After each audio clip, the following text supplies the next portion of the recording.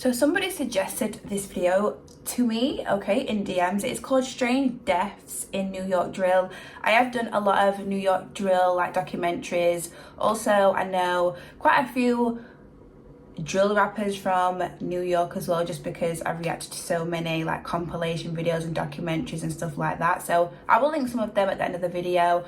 But yeah, somebody was telling me to react to this. I haven't done like something like this for a long time, so let's check it out and see what it said in this video. But before I jump into this as well, jump over to my Instagram and follow me. Let me know what you would like me to react to next and all that good stuff. Thank you as well for showing so much love. I'm very happy and very grateful. But anyways, guys, thank you for watching, and I'm gonna jump straight into it. If you're not in tune with the New York drill scene, then you might not know who Seeh K is. I know who he is. For all intents and purposes, currently he's just another example of one of the hottest rappers in New York that ended up in either local or federal custody. As I've noticed a trend from Brooklyn to the Bronx that continues today, as the NYPD will just let you run free while they put together every piece of footage over the span of years and then grab you. But the first time I heard Seeh was when a song called D&D came out. And I wasn't familiar with everybody that got dissed on this song, but one name that stood out was Delilah. And that's because this was obviously the name of a woman, and it's not like I haven't heard such disrespect before in Chicago, but something just didn't sound right about this kid saying he was smoking on some girl. What could she have possibly done to deserve that? And how did she die?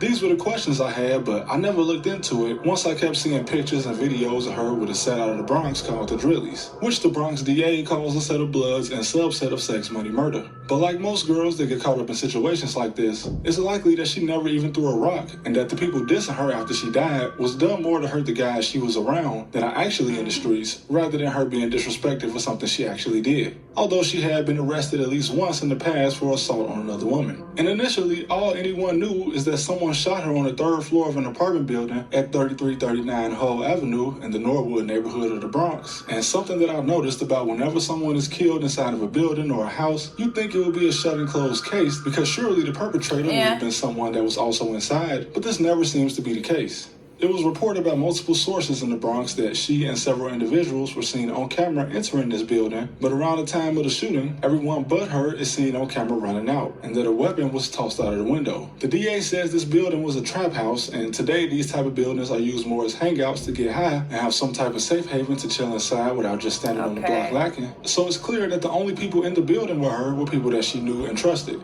So of course, in the streets, her dying in this manner could only mean two things: a back door or an accident. And I've even heard that not only did her friends call her mother to tell her that she had been shot, but that they also waited nearly an hour to call an ambulance to the scene, and that she was still alive the entire time. These people tricked me for over an hour to look for my daughter downstairs, and she was upstairs. That same number calls me back. Delilah's in apartment 3A.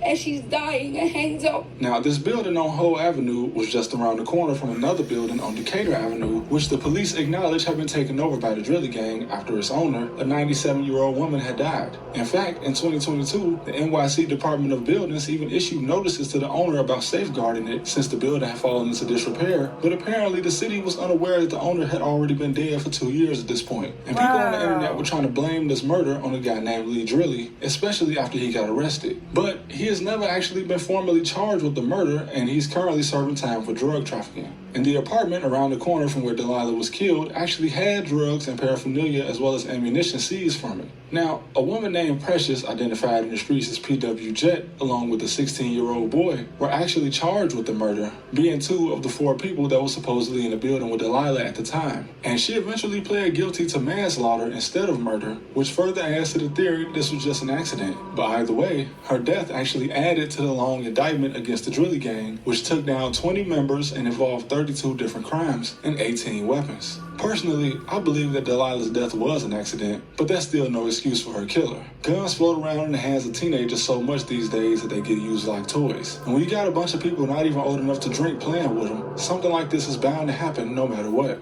In the comments, sorry, I'm going to pause it for a second. In the comments, if you are from New York, because I have had a few people comment on previous videos, but like when I watch videos like this, like all I see is, you know, people getting hurt, people die, you know, stuff like this. But if you are from New York, please in the comments, let me know your experience if you live there and stuff like that, because all I do see in here is this. But obviously I don't know if there's good places and bad places. Like just where I live, there is good places and there's bad places, there's rough areas, there's like posher areas, you know what I mean? So let me know your experience, let me know your vision, you know, let me know in the comments, because I will be reading it. I also didn't help herself in this situation, as if you're not the one shooting, you don't have any business around these guys in the first place, especially not in a trap house. Some people in New York say she was messing around with some of the drillies, and some say she was a real member. But let's be real, anything can have you considered to be a real member these days, and had she chosen better friends, she'd still be alive.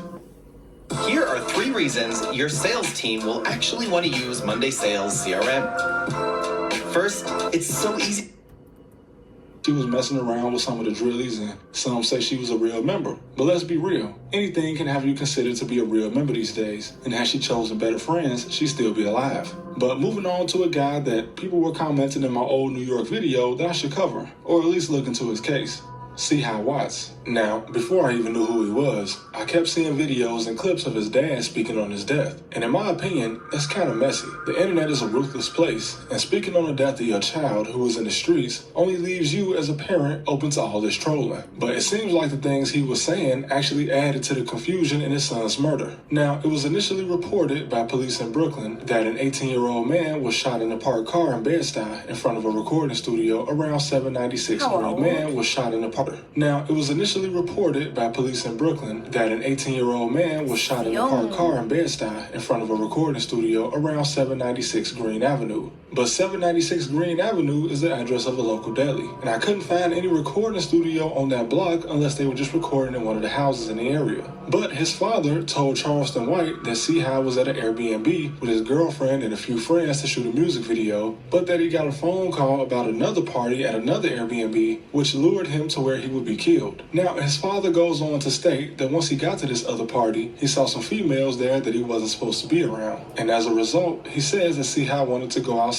to finish shooting the video, and he asked his friends to let him hold a gun before he stepped out. But apparently they told him no, and when he left a couple seconds later, shots went off and he was dead. And even though eventually a man named PJ Glizzy was arrested for the murder, this story is just one of several conflicting stories on how it actually occurred, as some state that he did have a gun since one was recovered at the scene, but police also state that he was transported to the hospital by private means, so his body wasn't found at the scene. So either him having a gun was a lie, or whoever did take him to the hospital tossed the gun out of the car before they left. And then there's the fact that his father seemed to be speaking more from the perspective of what he heard rather than what actually happened. And even old social media posts from Seeh himself calling his father a deadbeat make it confusing as to why his father was even speaking about his death on social media and in interviews in the first place. Regardless of whether his father was actually there for him or not, one thing that seems consistent is that somebody assisted in getting him in a position to be killed. And like most similar cases, the blame always goes on a female, and this could be true. But then again, Seeh wasn't from Bed-Stuy or Brooklyn, so he probably should have never been out there in the first place, as he probably would have been more comfortable in the Bronx, which he was more familiar with. Because when you're in the streets, no part of the city is too far for you to be caught in. And in the indictment against the gang of the man charged for his murder, it's pretty vague on the circumstances of the murder, as it just states that he killed him in Bed-Stuy. And there is no mention of a female, a party, or an Airbnb, especially not 2 different Airbnbs. Now, am I saying that his father's story is a lie?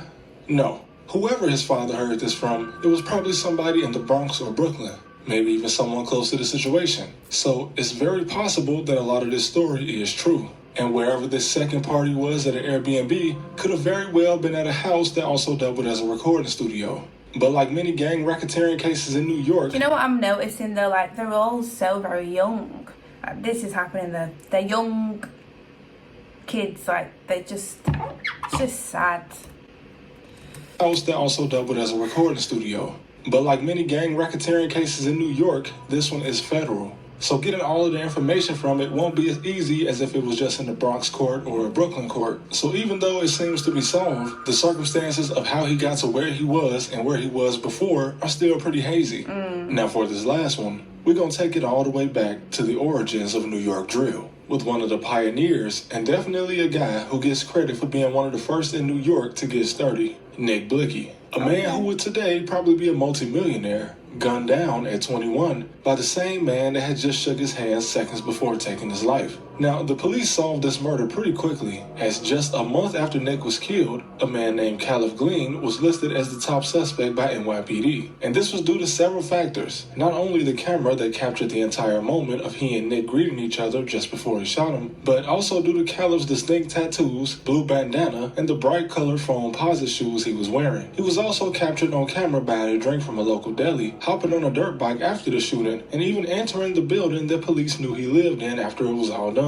Now, this man, who is 7 years older than Nick when he killed him, is a mystery to me. Not only has he been associated with 3 different sets in Brooklyn, indicating that he might have flipped once or even twice, showing that his loyalty could be shifted, but there's almost no motive known publicly about why he would have wanted Nick dead in the first place. The camera caught him as he left the deli and found Nick standing near Roger Street in the Prospect Lefferts Gardens neighborhood of Brooklyn, and after greeting him, he took a few steps back and fired. Clearly, these two had some sort of relationship, or at the very least, Nick was under the impression that there was no ill will between them, as he appeared to be caught off guard. Now, Caleb has also been associated with Chef G, another Brooklyn rapper who's seen pictured here with Donald Trump, and a rival of the Blickie gang. But Chef has already been to the feds, out and back again, with no mention of him having put up any type of bounty on Nick. And he currently is back in prison on a gang conspiracy charge, so that kind of rules him out, even though it seems that the only real motives for this crime would have been either a bounty put up by someone or some type of personal dispute.